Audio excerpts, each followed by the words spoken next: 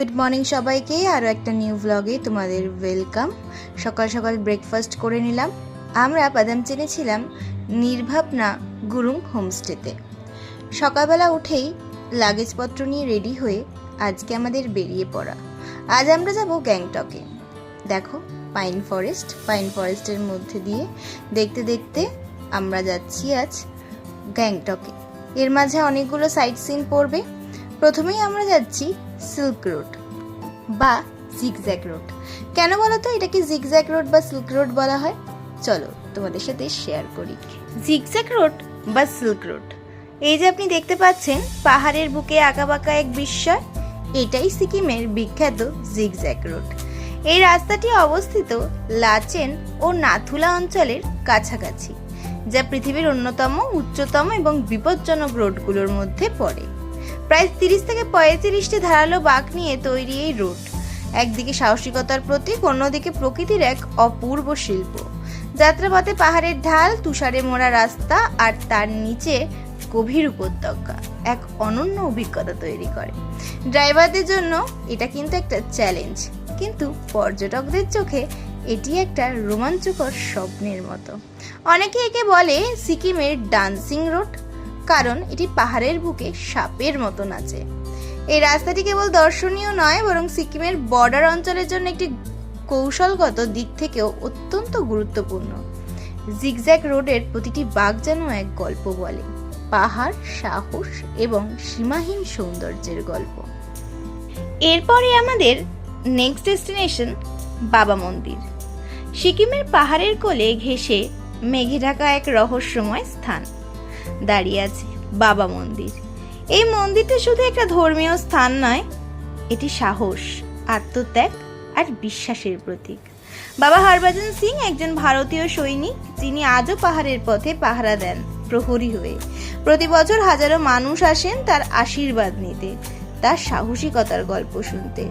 এই মন্দিরের পরিবেশ ঠান্ডা হওয়ায় আর মেঘে ঢাকা আকাশ যেন এক অলৌকিক অভিজ্ঞতা তৈরি করে।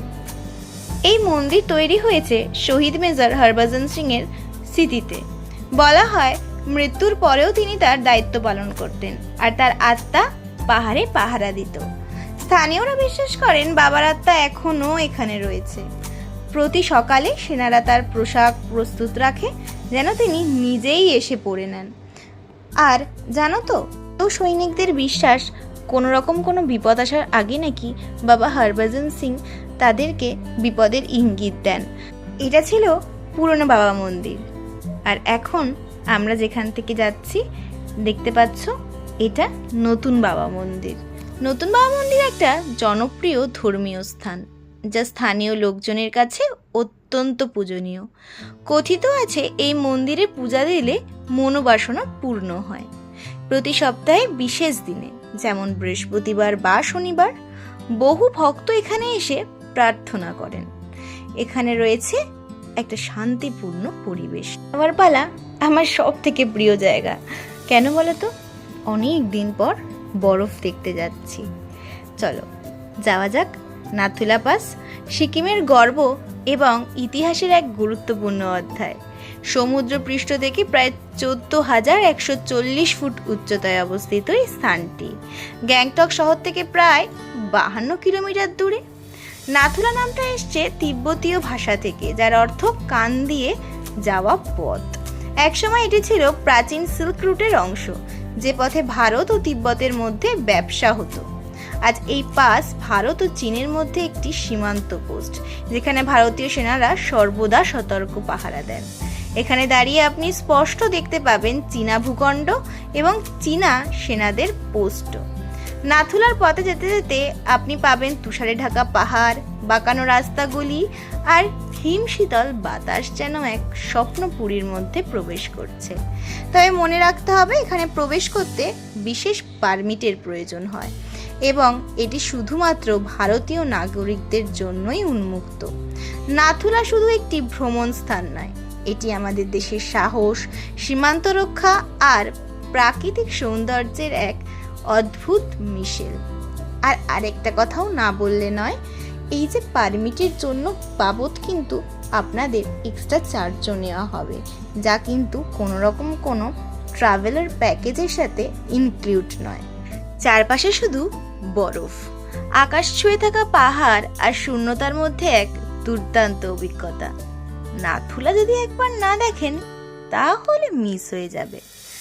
শীতের দিনে এখানে তাপমাত্রা প্রায় নামে মাইনাসে, কিন্তু তবুও ভ্রমণ পিপাসুদের উৎসাহ এতটুকু কমে না। প্রকৃতি এখানে নিজেকে সম্পূর্ণ উজাড় করে দিয়েছে। আর একটু সামনে গেলেই দেখা যাবে ভারতীয় সেনাবাহিনীর পোস্ট। এখানেই ভারত ও চীনের সীমান্ত লাইন। ভাবতেই গর্ব হয় আমাদের সেনাদের সাহস দেখে। নাথুলা পাস শুধু একটি স্থান নয়, এটি একটি অনুভূতি। পাহাড়, ইতিহাস, আবেগ আর দেশপ্রেমের এক অনন্য সংমিশ্রণ। আপনারা যদি কখনো সিকিম আসেন তাহলে অবশ্যই সময় করে একবার নাথুলা পাসটা ঘুরে যাবেন। এটি এমন এক অভিজ্ঞতা যা জীবনে একবার না হলে কিছু তো অপূর্ণ থেকে যাবে। এদিকে আমি তো বহুদিন পর বরফে ঘুরতে এলাম, তাই নিজেকে না সামলাতে পেরে বরফে নেমে পড়েছি একটু বরফ নিয়ে খেলবো বলে। জুতো ভাড়া না করায় বেশি একটা বরফের মধ্যে হাঁটা চলা করা যায়নি, তবু যেটুকু করা যায়। ভিউজ দেখো গাইস, পিছনে views. We are currently at the border guys. At the border. খুব ঠান্ডা। নাথুলার পথে যেতে যেতে যেসব দৃশ্য চোখে পড়ে তা ভাষায় বোঝানো কঠিন। বিশাল পাহাড়, সরু আঁকাবাঁকা পথ আর মাঝে মাঝে বরফে মোড়া ল্যান্ডস্কেপ। এখানে প্রকৃতি যেমন রুক্ষ তেমনই মন মাতানো। বরফের নিচেও জীবন খুঁজে পায় তার সৌন্দর্য। এখানে এসে বোঝা যায় প্রকৃতি কতটা শক্তিশালী আর আমরা কতটা ক্ষুদ্র। এই অভিজ্ঞতা মানসিকভাবেই নাড়া দেয়। যদি প্রকৃতিকে কাছ থেকে দেখতে চান, বড় বড় পাহাড়ের মাঝে হারিয়ে যেতে চান, তাহলে তো এখানে একবার আসতেই হবে। এই পাহাড়ের প্রতিটি ঢেউ যেন বলে দেয় প্রকৃতির কোলে ফিরেই মানুষ খুঁজে পায় আসল প্রশান্তি।